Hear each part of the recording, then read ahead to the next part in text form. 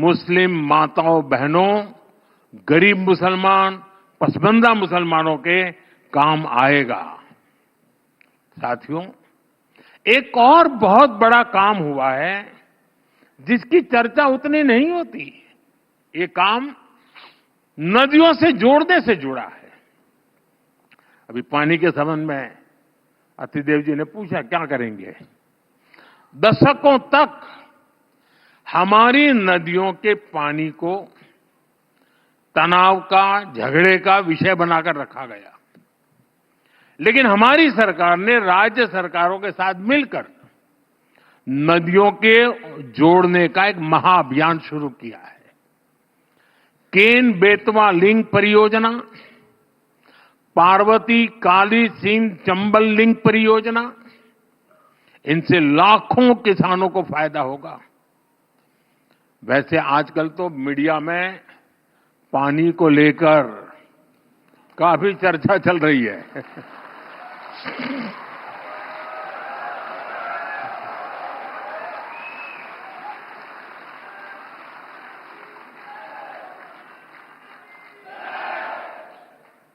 आप बहुत जल्दी समझ जाते हैं।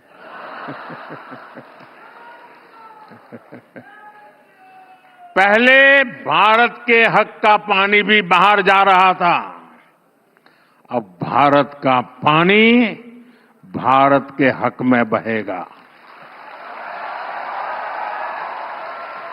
भारत के हक में रुकेगा और भारत के ही काम आएगा।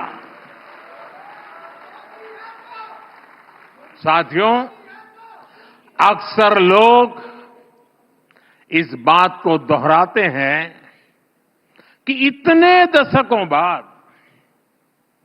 संसद की नई इमारत का निर्माण हुआ, लेकिन एक बात पर चर्चा नहीं होती कि दशकों के इंतजार के बाद हमारी सरकार ने ही यहां दिल्ली में डॉक्टर बाबा साहब आम्बेडकर नेशनल मेमोरियल भी बनाया। अटल जी की जब सरकार थी उस समय इसकी बात शुरू हुई थी, लेकिन इसके निर्माण का काम भी एक दशक तक लटका रहा। हमारी सरकार ने इसको तो पूरा किया ही, देश और दुनिया में बाबा साहब से जुड़े प्रमुख स्थलों को पंच तीर्थ के रूप में विकसित किया है।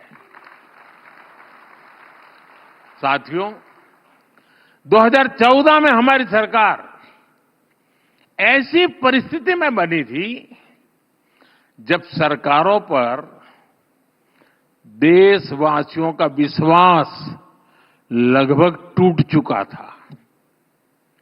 कुछ लोग तो ये सवाल उठाने लगे थे कि क्या हमारे देश में लोकतंत्र और विकास साथ साथ चल सकते हैं। लेकिन आज जब कोई भारत को देखता है तो गर्व से कह सकता है, democracy can deliver. Digital India से कैसे ईज ऑफ लिविंग बढ़ी है ये हम सब देख रहे हैं, लेकिन डिजिटल इंडिया ने कैसे कंटेंट और क्रिएटिविटी का एक नया संसार बना दिया है, इसकी चर्चा कम होती है। आज गांव में अच्छा खाना बनाने वाली एक महिला मिलियन सब्सक्राइबर क्लब में है। किसी आदिवासी क्षेत्र का युवा अपनी लोक कला से दुनिया भर के दर्शकों को जोड़ रहा है। कोई स्कूल में पढ़ने वाला नौजवान है जो टेक्नोलॉजी को शानदार तरीके से बता रहा है, समझा रहा है। अभी मुंबई में पहली वेव समिट हुई है। इसमें दुनिया भर के मीडिया, एंटरटेनमेंट और क्रिएटिव इंडस्ट्री से जुड़े हुए लोग शामिल हुए। मुझे भी इसका हिस्सा बनने का मौका मिला था। मुझे कोई बता रहा था कि अकेले YouTube ने ही बीते 3 साल में भारत के कंटेंट क्रिएटर्स को 21,000 करोड़ रुपए का पेमेंट किया है। 21,000 करोड़ रुपीस।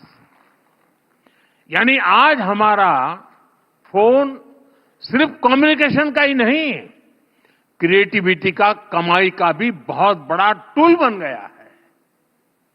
साथियों, 2047 के विकसित भारत के लक्ष्य के साथ एक और अभियान की पार्टनरशिप है, और वो अभियान है आत्मनिर्भर भारत। आत्मनिर्भरता हमारे इकोनॉमिक डीएनए का हिस्सा रही है। फिर भी हमें ये बताया जाता था कि भारत कोई मेकर नहीं, सिर्फ एक मार्केट है। लेकिन अब भारत पर लगाया गया ये टैग हट रहा है।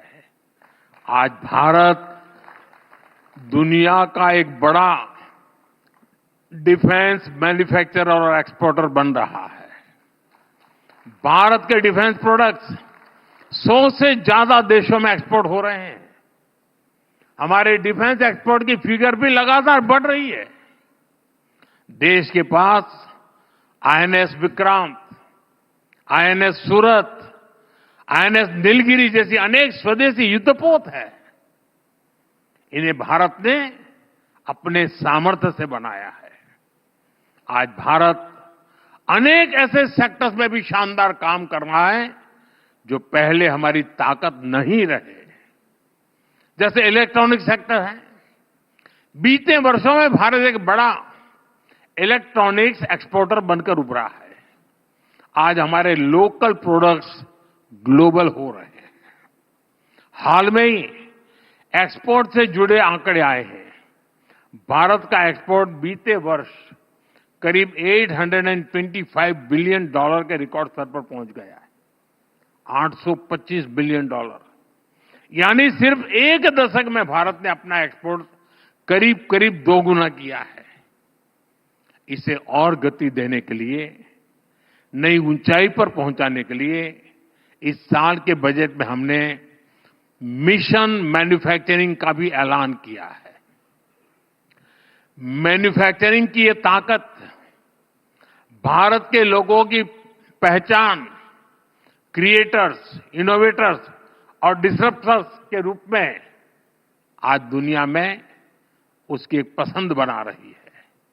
साथियों, ये दशक आने वाली सदियों के लिए भारत की दिशा तय करने वाला है।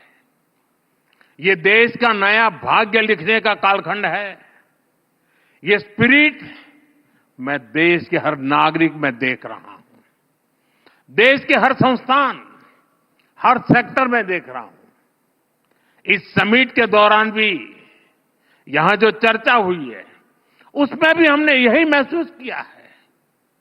मैं एक बार फिर एबीपी नेटवर्क को इस समिट के लिए बहुत बहुत बधाई देता हूं।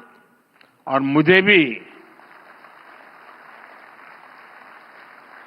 क्योंकि अब देर रात होने वाली है, फिर भी आप इतनी बड़ी तादाद में यहां मौजूद हैं, ये भी अपने आप में उज्जवल भविष्य की निशानी है।